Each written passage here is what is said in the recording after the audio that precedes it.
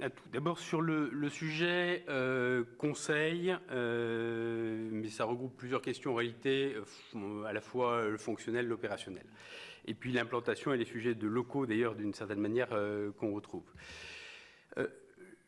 Aujourd'hui, il n'est pas question qu'on ait un conseil aux collectivités locales qui soit en apesanteur et qui, d'une certaine manière, fasse du conseil, je dirais, hors sol. Et d'ailleurs, ce conseil aux collectivités locales, qui soit, et ça je dirais c'est un choix un peu partenarial avec la collectivité, s'il peut être implanté dans les locaux de la collectivité, c'est bien, mais si la collectivité ne le souhaite pas par rapport au sujet de transfert de charge, il n'y a aucun problème, et je dirais, on assurera l'accueil nous-mêmes.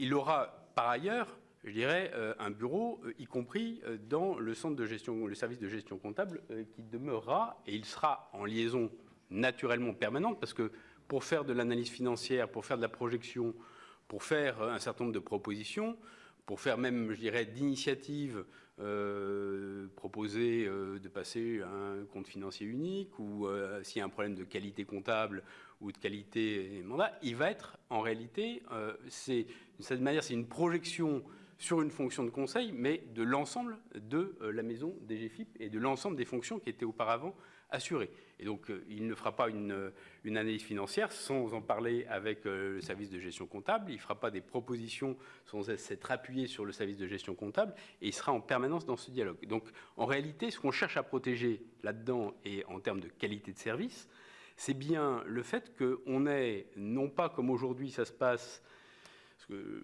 j'entends, et en réalité il y a naturellement toutes les situations sur le territoire, mais j'ai eu également un certain nombre d'élus qui venaient vers moi et qui me disaient, en réalité aujourd'hui, j'ai plus beaucoup de conseils. Et le conseil, il disparaît derrière le traitement quotidien, ce qui est pas anormal, parce que le traitement quotidien, il faut le faire, mais il disparaît. Et que ce soit des grosses ou des petites collectivités, j'ai eu ce type de réaction. Et ce qu'on cherche à faire, c'est à se dire, cette fonction de conseil, effectivement, parce qu'on a un territoire avec un certain nombre de collectivités, et il faut absolument l'assurer, et c'est extrêmement important qu'on soit capable de l'assurer dans la durée, quelles que soient nos contraintes de productivité, quelle que soit l'évolution de notre réseau. C'est vrai aussi sur l'accueil de proximité. Le contrefactuel, si je devais le faire, la réalité, c'est qu'au cours des dernières années, j'ai supprimé 700 trésoreries, on a rétracté le réseau, je veux dire, et on n'a rien mis à la place. On a purement et simplement rétracté le réseau, et on a fait perdre autant de points d'accueil et de points de conseil qu'on a fermé de trésoreries. Et aujourd'hui, j'ai 800 trésoreries qui sont à moins de 5 agents. Si je continue dans la façon dont on faisait au cours des dernières années, la réalité, c'est que j'aurai demain supprimé 800 points de contact pour les particuliers et 800 points de conseil pour les élus supplémentaires. Donc notre ambition, ce n'est pas simplement le statu quo. Notre ambition, c'est bien de changer effectivement le modèle et de se dire... Je redéploie, et quand on dit 30%, voire même plus, dans le cadre de la concertation, je vais y revenir dans un instant, de points de proximité, quand on dit plus de conseils spécialisés, en réalité, je dis effectivement que sur ces fonctions-là, mais pas, là encore, pas in abstracto, pas sorti de leur contexte, j'entends bien qu'il ne faut pas casser les chaînes qui existent, eh bien, en réalité, demain, je vais proposer un service qui, en termes de proximité vis-à-vis des élus et vis-à-vis de la population, sera effectivement de plus grande proximité. On ne sera pas sur un éloignement et une proximité éloignée, comme c'était évoqué tout à l'heure, on sera bien sur un service au plus proche.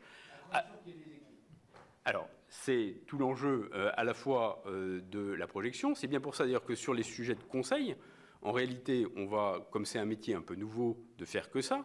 Et j'ai des équipes à l'intérieur de la maison, il y en a plein qui font extrêmement bien leur travail, et objectivement, j'ai des agents extrêmement dévoués et à tous les grades et à tous les niveaux de la hiérarchie.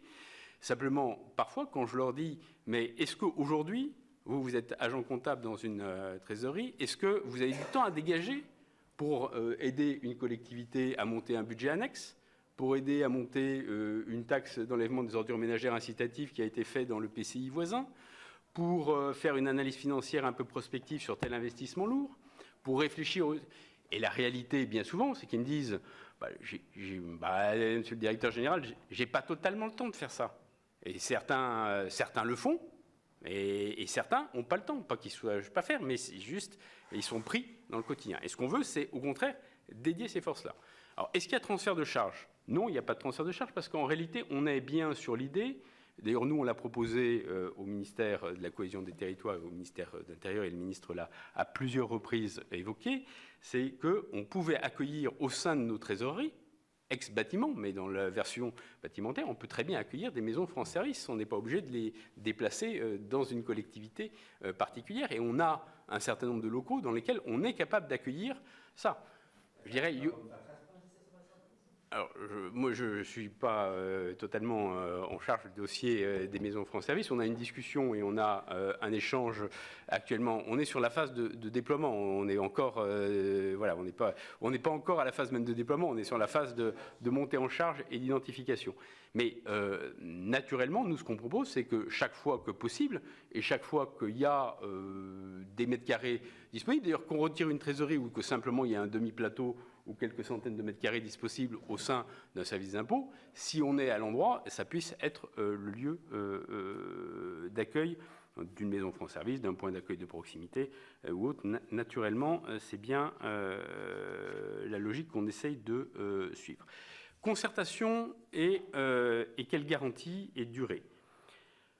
Ce que j'évoquais tout à l'heure, c'est qu'effectivement, et Gérald Darmanin l'a affirmé très fortement, c'est qu'on fasse en sorte qu'on est dans une phase de concertation. On a posé une carte initiale, mais dans un certain nombre d'endroits, on a augmenté de 10% le nombre de points d'accueil de proximité suite à la discussion avec les élus et avec les agents.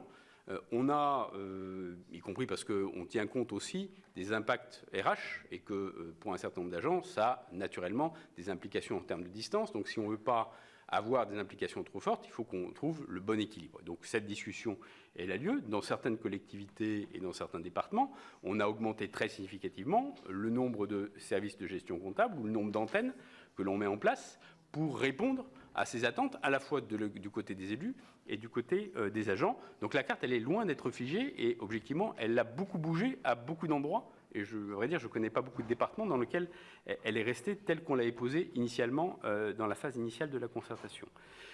Et ce qu'on essaye de faire, c'est effectivement de n'aller, y compris en 2020, sur des évolutions, des transformations des trésoreries, comme on l'évoque, que si on a un accord avec les collectivités territoriales. Et un accord avec les collectivités territoriales qui signifie deux choses.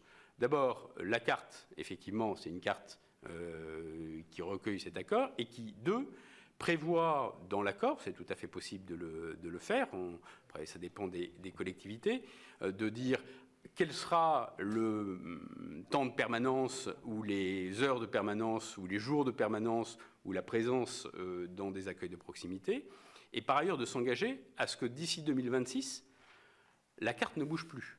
Et que, y compris pour les agents comme pour les élus, on ait un peu de certitude sur le fait que la nouvelle cartographie, puisqu'on fait quelque chose de pluriannuel et d'ambitieux, et que cette nouvelle cartographie, effectivement, elle soit un peu stabilisée dans la durée et qu'on arrête d'être chaque année dans un mouvement perpétuel où on supprime 100, 120, 150, 180 trésoreries chaque année en repliant. Et donc, on pose les choses tant vis-à-vis de la population que vis-à-vis des élus. On n'oublie pas pour autant les territoires denses et les territoires urbains. Et dans ces territoires-là, il y a également beaucoup d'accueils de proximité. Alors, il faut les rendre compatibles, y compris en termes de temps de présence et de temps d'ouverture, avec les flux, effectivement, de visiteurs qui sont souvent très importants, mais qui peuvent être aussi très importants dans des territoires ruraux. On a le cas, et aujourd'hui, la réalité, c'est qu'à des périodes de déclaration, on a souvent des queues et on a souvent des situations qui ne sont pas totalement satisfaisantes du point de vue du contribuable. Si on bascule vers plus de points, vers plus de rendez-vous, vers plus de permanence, probablement on arrivera à mieux gérer ces pics d'activité et on va essayer de les gérer. D'ailleurs, l'idée, c'est de pouvoir dire peut-être qu'il n'y a pas besoin de quelqu'un, il y a peut-être besoin d'une permanence une fois par semaine dans tel endroit, mais en période d'avis d'imposition ou en période de paiement de ses impôts, il y a peut-être besoin d'une personne, une demi-journée par jour, chaque jour, de cette période-là. Et donc d'adapter notre présence à ces calendriers-là.